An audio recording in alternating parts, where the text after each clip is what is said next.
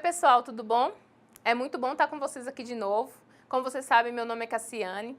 Então, eu vou ser professora de vocês de novo agora na disciplina Seminário Temático 2, no curso de Administração Pública. E o que a gente tem que falar hoje é sobre como que foi o processo de formação da administração pública no Brasil, tá? Vamos só conhecer um pouco do que essa aula vai apresentar para vocês, para a gente falar um pouco sobre isso, tá bem?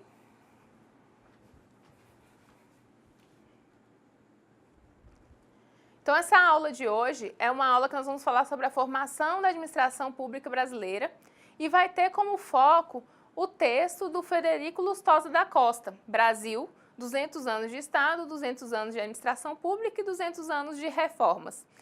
Nós vamos conversar aqui nesta aula partindo de 3 marcos fundamentais da história do Brasil. Mas antes de chegar nesses marcos, eu quero conversar um pouco com vocês sobre como nós chegamos até aí. Fazer uma revisão teórica mais rápida da história, né, na verdade, para que vocês cheguem até esse primeiro marco que nós vamos apresentar.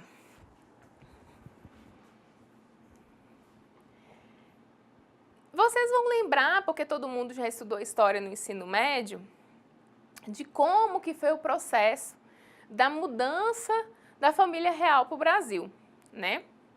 Lógico que antes, né, da família real chegar no Brasil, já havia setores de administração pública implementados aqui no Brasil, mas que estavam diretamente ligados à coroa em Portugal. Até aí tá tudo bem, né? Vocês conseguem entender esse processo. Quando a coroa vem para o Brasil e que o Brasil passa a ser uma extensão de Portugal enquanto reinado, começou-se a se implementar aqui no Brasil setores de administração pública que regiriam daqui as outras colônias. Então, o Brasil, de certa forma, nesse processo, ele passou a não ser tão colônia assim, né? Ele passou a ser visto de outra maneira pelas pessoas, pela elite que estava habitando o Brasil, já que agora nós somos como parte da coroa. Então, começou a se fazer distribuição, né, que a administração pública monárquica é muito patrimonialista, né? Então, se começou a distribuir os cargos, se dividir o Brasil a partir dessas perspectivas. Já tinha o poder, né, poder legislativo, ele existia, toda essa organização ela já existia. Isso vocês vão ver com maior detalhamento no texto. Mas eu estou assim, só passando até a gente chegar no primeiro marco, que é muito interessante que vocês entendam um pouco sobre esse processo. Quando acontece de Dom João voltar e depois Dom Pedro I e ficar Dom Pedro II, criança, no Brasil, para, né, reger o Brasil, nós vamos ter, então, um iniciozinho do processo de descentralização no país, dessa administração pública. Então, começa a se colocar no Brasil algumas sementes, né, de descentralização, de colocar administração pública em outros lugares, começa a ter juiz de paz em outros lugares que não a capital e tudo mais. E nesse processo, gente, outra coisa que vocês têm que manter em mente é que começa-se no Brasil toda uma discussão, né, que vai colocar em rivalidade abolicionistas e os ruralistas da época, né, os donos de terra, que é esse processo de pensar um país republicano, né? Um pouco inspirado na independência dos Estados Unidos, que começou a se propagar como algo necessário nas colônias, nas grandes colônias, e o Brasil já estava com essa empáfia de que não sou colônia mais e não vou voltar a ser. E aí começou-se a se pensar em se tornar república. Nesse processo de se tornar república, que aí vem acontecer, começa-se de fato a ter a administração pública no Brasil, com o presidencialismo, né, que vai vir com a proclamação da República. No processo de presidencialismo, nós vamos ter já muitas características que nós encontramos até hoje. E é bom que vocês, na hora que estejam lendo o texto, vocês vão destacando esses processos que falam, mas ó, desde aquela época já era assim. Então, vocês destaquem e compartilhem no fórum. Isso que vocês forem destacando, entendendo que até hoje é da mesma maneira, já tem as mesmas características e tudo mais. Então, quando vocês estiverem lendo o texto, identifiquem também que essa briga para que acontecesse a proclamação da República no Brasil, ela não foi totalmente pacífica, né? Haviam grupos diferentes, pensando de formas diferentes de fazer isso acontecer, né? E isso tem muito a ver com a forma como o Brasil vai ser governado dali para frente, que é essa hegemonia, né? Essas oligarquias que nós conhecemos da história, de Minas e São Paulo, né? Dessa República Café com Leite, né? O café, né? Esse grupo de cafeicultores, né, de São Paulo, de donos de terras, né, de plantação de café em São Paulo, e as fazendas de leite em Minas Gerais. Então, o poder ficava ali entre esses dois grupos, que é o que a gente conhece da política café com leite. E depois, nesse processo, vai se começar uma nova forma de pensar, né, uma nova forma de se compreender a política, querendo tirar da mão dessas oligarquias o poder. E aí é que vai chegar e vai ser introduzido no Brasil a célula dessa primeira mudança da administração pública, né? E é isso que vocês vão começar entendendo aqui. Nós vamos tratar de 3 marcos que vocês vão aprender e vão refletir durante toda a aula, de 3 marcos muito importantes para a administração pública, né? E esses marcos nós vamos ver ali no slide agora. Então, gente, a gente tem 3 marcos que nós vamos tratar aqui nesta aula sobre a administração pública brasileira, que é o marco do Estado Novo, que aí já vai ser a segunda metade, né? Segunda metade do governo de Vargas, que a gente vai ter a primeira metade, que ainda a gente não chama de Estado Novo, a gente vai chamar Estado Novo nesse período ditatorial. E, nesse momento, Vargas vai criar o Departamento Administrativo do Serviço Público, né, que é o que a gente vai estudar mais à frente. Durante esse processo de Departamento Administrativo do Serviço Público, Vargas ele não vai só pensar a administração pública, mas ele vai pensar o Estado como um todo, uma forma de colocar o Estado muito presente na sociedade brasileira. E é isso que vocês vão entender mais para frente. Na ditadura de 1964, vai também acontecer uma reforma na administração pública, né, que ela vai começar a acontecer de fato em 1967. Ela não vai surgir espontaneamente da ditadura. Ela também já tem um berço no governo democrático de Vargas, né, na década de 50, e o de JK, né? Então, já são algumas sementes que vão sendo plantadas ali naqueles governos, que eles vão usar e repensar a partir dele para implantar a forma deles de governar e da administração pública servir a esse governar deles, que é trazendo perspectivas de desburocratização e de desestatização. Mais para frente, essas formas de pensar que aconteceram na ditadura, elas vão dar fruto também no processo de redemocratização. Ao contrário, muitas vezes, do que a gente pensa, que no processo de redemocratização, tudo que foi feito na ditadura começou a ser desfeito, muitas coisas na verdade, foram dando continuidade, foram sendo aprimoradas. Então, na Reforma Bresser, vocês vão conseguir perceber um pouco disso, né? Essa perspectiva da administração gerencial, da forma como isso é pensado, tudo isso vai ficar muito mais claro para vocês quando a gente começar a falar desses marcos, tá bem? Então, vamos lá para a próxima etapa dessa aula. Pensa aqui comigo, né? No período de Vargas, como eu já comecei falando, nós temos aquele período da República Café com Leite, né? E Vargas vem para falar, não, chega disso, vamos rever isso aí, né? Vocês não podem dar revisada na história, todo mundo estudou isso no ensino médio. Dá uma pesquisada se você não lembra direito, para lembrar como é que foi que Vargas entrou no poder, tá? E aí ele entra no poder, no primeiro momento tem um período provisório, de um governo provisório, por causa que tinha acabado de ter um golpe também no Estado, para poder transformar. E aí depois ele fica um período como presidente constitucionalmente legítimo, até ele falar que a partir de agora sou eu que mando, derruba a Câmara Legislativa e concentra tudo no Estado, né, no Estado Nacional, e começa o seu projeto de estatização e todo aquele projeto que a gente conhece de Vargas, no período da ditadura dele.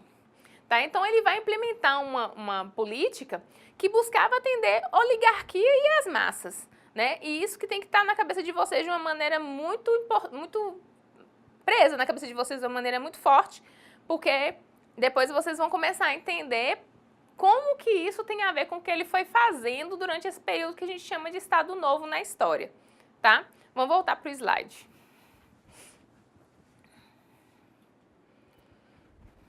Então, no Estado Novo, em 1937 a 1945, Vargas implanta duas ações principais, que é estabelecer mecanismos de controle da crise econômica e promover uma alavancagem industrial, e promover a racionalização burocrática do serviço público e mecanismos de controle nas áreas de pessoal, material e finanças. Então, ele vai ter duas coisas fortes, que normalmente a gente já sabe que foi parte do governo dele, que é essa alavancagem industrial, essa forma dele lidar com essa crise, né, econômica que vem lá de 1929, lembra? Da crise de 29, se não lembrar, dá uma olhadinha, né? É bom que a gente lembre disso, a queima do café e tudo mais. E depois ele vem falando assim, eu vou estatizar, vou trazer indústrias estatais, né, como a Vale do Rio Doce desse período, e outras, que agora me sumiu, mas vocês podem depois procurar, eu vou deixar para vocês nos fóruns, a gente vai conversar sobre isso, e promover a racionalização burocrática. Por quê? Porque se você implementa indústrias estatais dentro do Estado, você tem que conseguir pensar o serviço público, porque o serviço público vai ter que atender através dessa indústria. Então, ele começa a pensar sobre isso, de como fazer esse atendimento, né? E aí ele cria o DASP, que é o Departamento Administrativo do Serviço Público. No Departamento Administrativo do Serviço Público, ele vai criar, pensando a burocracia a partir de um modelo weberiano, que vocês vão estudar na próxima aula, entender um pouco sobre o que é esse modelo weberiano. E através dessa reforma da administração que ele faz, ele vem falar sobre concurso público, sobre capacitação técnica, sobre racionalização dos métodos de atendimento e de como que o público vai ser atendido, né? E ele vai ter esse primeiro esforço de acabar com o patrimonialismo, né? O que é o patrimonialismo? Vocês lembram? Na aula de ciência política a gente falou um pouco sobre isso. Dá uma revisada lá. Que é o quê? A grosso modo aqui, rápido.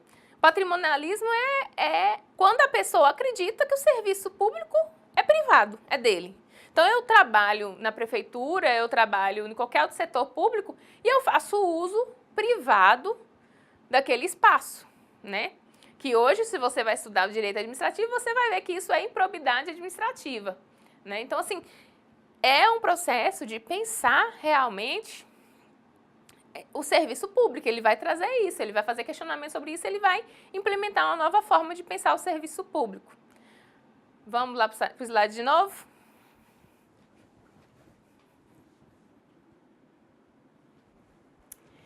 E aí, não é um marco não, mas só assim, trazendo um pouquinho, porque é importante para o próximo marco nosso, né, vocês pensarem isso, em 1952 a 1962, nós vamos ter a criação de dois órgãos muito importantes para pensar Administração pública.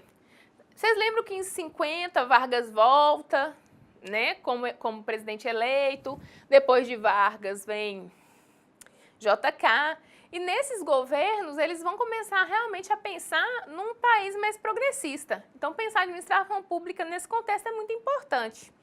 E aí eles vão criar o COSB, que é a Comissão Simplificada Burocrática, que visa trazer questões de descentralização, né, do serviço público. O que é descentralizar o serviço público? É espalhar as competências, delegar novas competências para outros órgãos, para poder resolver questões burocráticas do Brasil.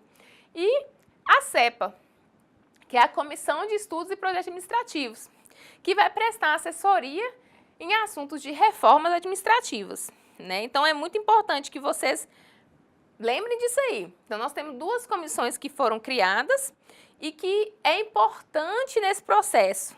É importante para poder entender o que vai acontecer depois, no próximo marco que a gente vai estudar. Então, a reforma de 1997. Essa reforma ela vai ter alguns princípios fundamentais, né? Vocês estão vendo aí quais são eles, que é o planejamento, a expansão da administração indireta, a necessidade de fortalecimento e expansão do sistema do mérito e diretrizes gerais para um novo plano de classificação de cargos. E o que é que esses princípios da reforma de 67 vai nos dizer? Né? Quando a gente fala do planejamento, então eles começaram a pensar que é preciso planejar o serviço público, né? Entender que não dá para executar o serviço público sem um planejamento prévio. A expansão da administração indireta, não sei se vocês já estudaram ou se já sabem por si próprios o que é a administração indireta e devem saber, são as empresas públicas, né? Não é o serviço público direto, mas são as empresas públicas, como os Correios e outras autarquias, sociedades mistas de direito público e privado. Então, são esses espaços, essas empresas públicas, mas que não são realmente vinculadas à federação como um serviço público, como eu vou dizer, originalmente público. Ele tem pés, ele tem raízes no serviço privado, tá? Então, eles vão falar que tem que se expandir isso, e aí vocês vão entender, porque vai vir lá na frente o entendimento sobre a desestatização, né, a partir dessa forma de pensar a administração pública, né, de você começar a tirar do Estado algumas responsabilidades. E essa necessidade de fortalecimento do mérito, ela tem muito vínculo com a empresa privada, que é uma tendência que vai sendo regimentada muito a partir da ditadura de 64, dessa reforma de 67, que a gente vai ver que ela está aí até hoje, né? De pensar que o Estado não tem que ter muita obrigação com alguns setores, né, da sociedade. Então, esses são os processos que foram acontecendo inicialmente nessa reforma de 67. Vamos ver mais um pouquinho.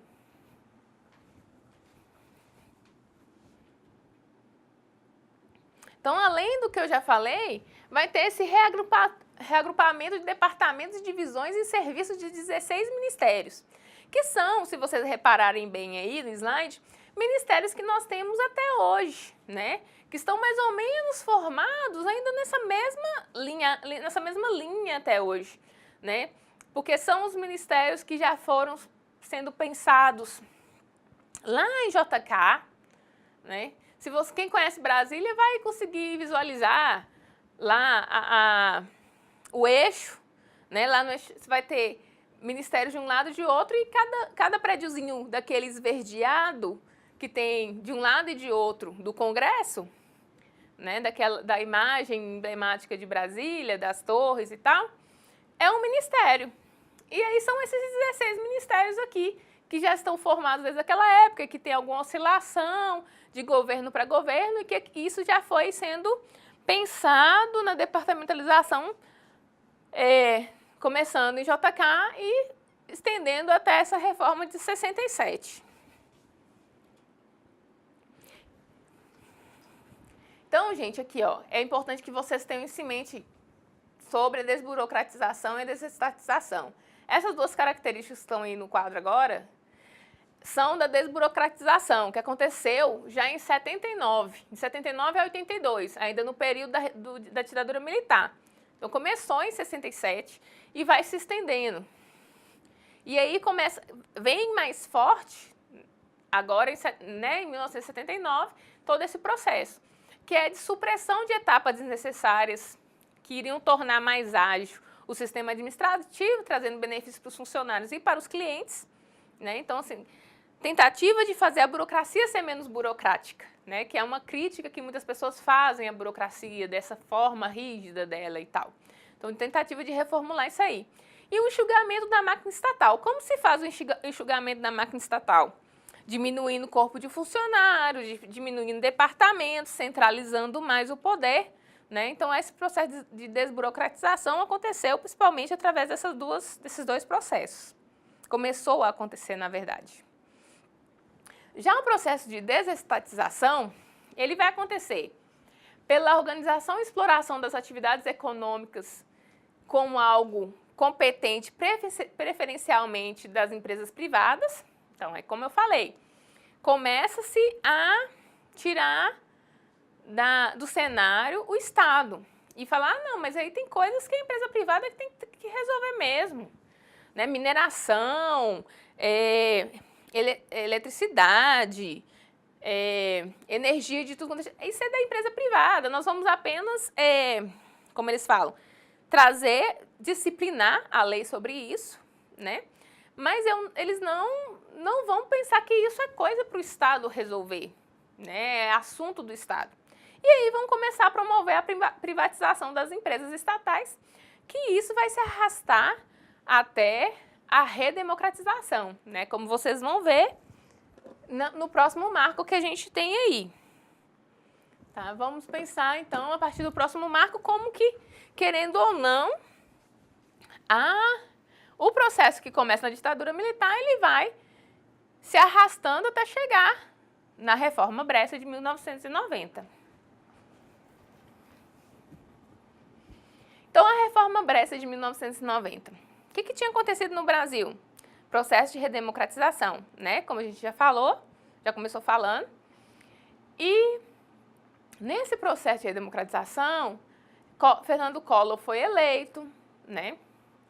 E se começou a pensar, porque já tinha se pensado antes um pouco sobre essas questões ao refazer, a Assembleia Constituinte, refazer a Constituição em 88 e tudo mais. Então, dentro desse afã, dentro dessa nova forma de pensar o Estado, vem também essa vontade de fazer uma nova reforma. Brescia, no momento, ele era ministro, né, do governo, e sendo ministro, ele fez essa proposta de um plano diretor de reforma do aparelho do Estado, né? E essa reforma ela vai ter algumas perspectivas e pontos de aplicação que tem muito, muito a ver com a forma burocrática como as empresas privadas se organizam. E vocês vão conseguir perceber um pouco disso, né? Na aula a gente vai passar de maneira um pouco mais rápida, mas talvez na hora que vocês conseguirem ler os textos, vocês vão entender o quanto tem a ver, né, essa proposta que ele vai trazer com a gerência de uma empresa privada, né? Então, a gente vai pensando aqui agora, então, esse plano diretor, né, o PDRAE. Vamos voltar para os slides.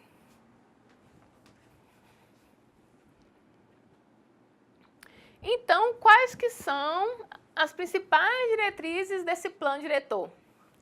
Primeiro, institucionalização, que considera que a reforma só pode ser concretizada com a alteração da base legal.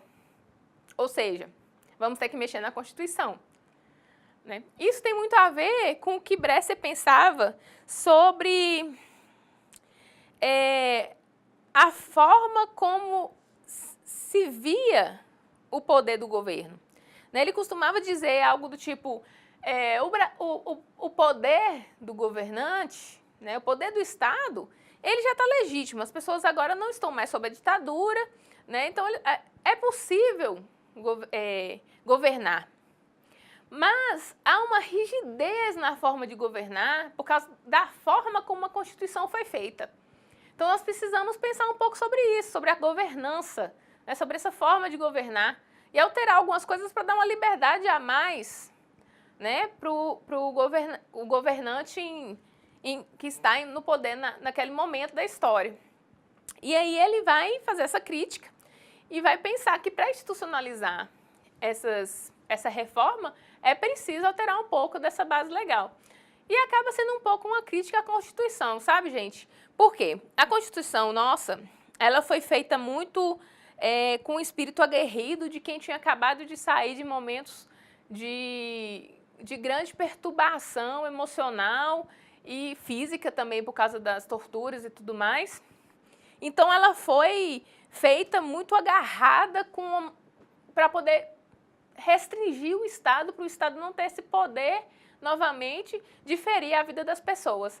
Então realmente tem uma rigidez, essa crítica é feita à Constituição brasileira por causa dessa rigidez que vai nos proteger. Ela protege demais nós, cidadãos. E nesse sentido, lógico que ela é ótima, porque realmente quem precisa ser protegido pela Constituição somos nós, não os governantes, né? Mas aí vai ter essas pessoas, essa vertente, que vai criticar um pouco, porque quer, na verdade, que o governante faça o que ele quiser, né? O que não é correto, já que ele é nosso espelho, ele tem que nos representar lá onde ele está. Então aí o outro princípio, né, outra diretriz, é a racionalização, que busca aumentar a eficiência por meio de corte de gastos, sem perda de produção, que é uma coisa também que é criticada, porque você vai cortar gastos e quer que tenha uma produção melhor, né? Fazendo a mesma quantidade de bens e serviços, ou até mais, ou com os mesmos volumes de recursos. Então todo mundo sabe que se eu preciso de X para comprar um cacho de banana, se eu precisar gastar só a metade do dinheiro para comprar o cacho de banana, muitas vezes eu não vou conseguir comprar o cacho de banana, por mais que eu pesquise, por mais que eu pechinche, por mais que, né, eu corra atrás que isso aconteça. Então tem críticas que são feitas a esse modelo por causa desse tipo de colocação do Bresser. Aí ele vai falar, ligado àquilo que eu já falei anteriormente, da flexibilização, né, que pretende oferecer maior autonomia aos gestores públicos na administração dos recursos humanos, materiais e financeiros, que são colocados à sua disposição, estabelecendo o controle e a cobrança posteriores dos resultados. Então, isso tem até uma aplicação até hoje, assim, se você percebeu o direito administrativo e tal, tem um pouco de aplicação disso, né, desse foco no resultado ser muito grande. Então, assim, vocês vão perceber que nesse plano diretor do Bresser, algumas coisas ficaram. Algumas coisas estão norteando até hoje a administração pública do Brasil, até porque tem pouquíssimo tempo, né? Isso é algo que ainda não foi repensado de maneira mais crítica, tá? A publicização, que constitui uma variedade de flexibilização baseada na transferência para organizações públicas não estatais de atividades não exclusivas do Estado, sobretudo nas áreas de saúde, educação, cultura, ciência, tecnologia e meio ambiente. Lembra que eu falei com vocês que tinha começado lá na reforma de 67, durante a ditadura militar, esse processo de desestatização e que ele vai continuar, né, lá embaixo, que a desestatização é outro das diretrizes, que compreende a privatização, a terceirização e a desregulamentação. Então, nós vamos ter esse processo. Na década de 90, aconteceram várias privatizações no país, né? Depois vocês deem uma olhadinha por curiosidade mesmo. Por quê? Porque se começou a ter essa ideia de que devia se esvaziar o serviço público, né, gente? Se esvaziar demais, querendo ou não, né, a gente acaba tendo uma dependência muito grande do setor privado e fica à mercê da forma como o setor privado vê a economia. Então, assim, talvez seja interessante pensar sobre o viés desse pessoal, desses acadêmicos e pensadores que pensam dessa forma, mas é bom a gente pensar de outra forma também, de como é importante que algumas coisas estejam sobre a tutela do serviço público, né? Que não seja privatizado, que não esteja na mão das empresas privadas, que vão seguir o curso da economia da maneira que eles interpretam a economia. Não vão seguir o curso da população, da massa e das pessoas que precisam desses serviços, né? Então, tem essas críticas que são necessárias de ser feitas e serem pensadas. E aí, o Bresser ele vai trazer o que eu falei com vocês, que é essa administração pública gerencial. A partir dessa administração pública gerencial, ele vai fazer com que se faça um serviço público através dessa cobrança de resultado, essa autonomia do administrador público, todas essas questões que eu já venho trazendo até agora, né? Então, a administração pública, ela passou a ser vista como uma parte do setor privado, na hora que você burocratiza e resolve. Sabe aquela... vocês vão conseguir sentir e lembrar na hora que eu falar aqui, mas, por exemplo, essa relação com o cidadão que precisa ser atendido pelo serviço público, o cidadão passou a ser visto como cliente, e isso está posto até hoje dentro da administração pública, do direito administrativo no Brasil. Não, então essa relação do atendimento ao cidadão, ele tem muito a ver com isso. Você agora é um cliente, né? Então você tem que ser ouvido, você tem que ser atendido. Então fica essa mão dupla dessa forma de pensar a administração pública. Ao mesmo tempo que é bacana e que vem trazer algumas questões que são interessantes, como a ouvidoria, como formas de ouvir e atender o cidadão, né, nesse processo, também vai trazer outras questões que tornam o serviço um pouco mais complicado dentro da administração. Então, vamos pensar um pouco sobre como que esse jeito de gerenciar, essa forma de pensar a administração pública, ela sofre algumas críticas dentro desse modelo, né, de que você está atendendo um cliente, você está lidando com os clientes com a autonomia, que vai trazer essa discrepância, e mais outras questões que a gente vai ver aqui agora. Então, como eu tenho dito, a definição precisa dos objetivos que o administrador público deverá atingir em sua unidade, tem que já estar, né, pré-estabelecido. Então, esse planejamento, só acontece o gerenciamento da administração, essa administração pública gerencial, ela só acontece se tiver um planejamento rígido, que vai ter que ser seguido, porque o resultado vai ter que ser atingido. Então, há um controle ou cobrança posterior dos resultados. Então, o que você traça, o planejamento que você traça com os resultados pretendidos, eles vão ser cobrados no final, o que traz questões dentro da burocracia e da forma como que tem que ser, pensada e estruturada para funcionar, né? Que vai falar sobre como que vai acontecer tanto essa autonomia do administrador na gestão de recursos humanos, materiais e financeiros, e essa cobrança um pouco inflexível dos resultados que já estão dados no planejamento. Então, isso aí são formas que vocês vão ter que pensar e refletir sobre a administração pública gerencial. Então, vamos ver um pouquinho sobre essas críticas que eu disse até agora, né? Então, as críticas às reformas, elas vão começar primeiro com esse fato que eu coloquei aqui, que são que as reformas da administração pública, elas visavam atender ao governo específico.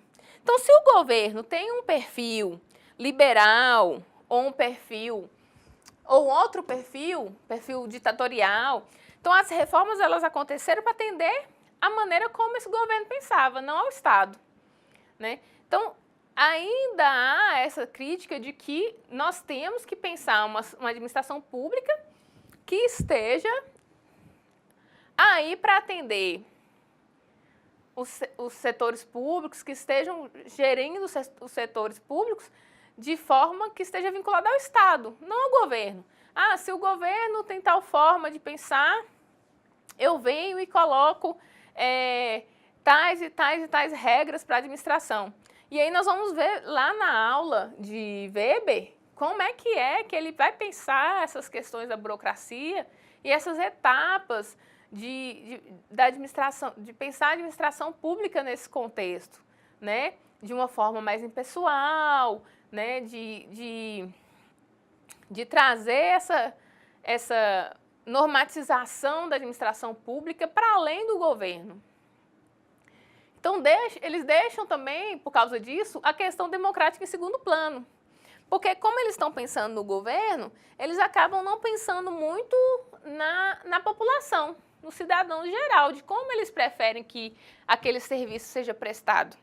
Né? Então, eles tendem a desviar do objetivo da máquina pública, que é o bem comum, que é atender os cidadãos em sua forma de estar na sociedade, né? Em sua forma de prestar, de estar recebendo aqueles serviços públicos.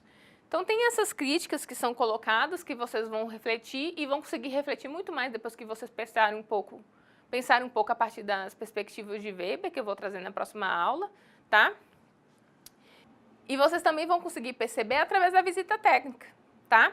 Então, é muito importante que vocês tenham essas coisas na cabeça de vocês, na forma de vocês refletirem sobre tudo, para vocês conseguirem observar. E leiam o texto, tá? É muito importante que vocês leiam o texto completo, tá? E reflitam sobre o que ele está dizendo. O que tenho para dizer dessa aula de hoje é isso, e até a próxima aula.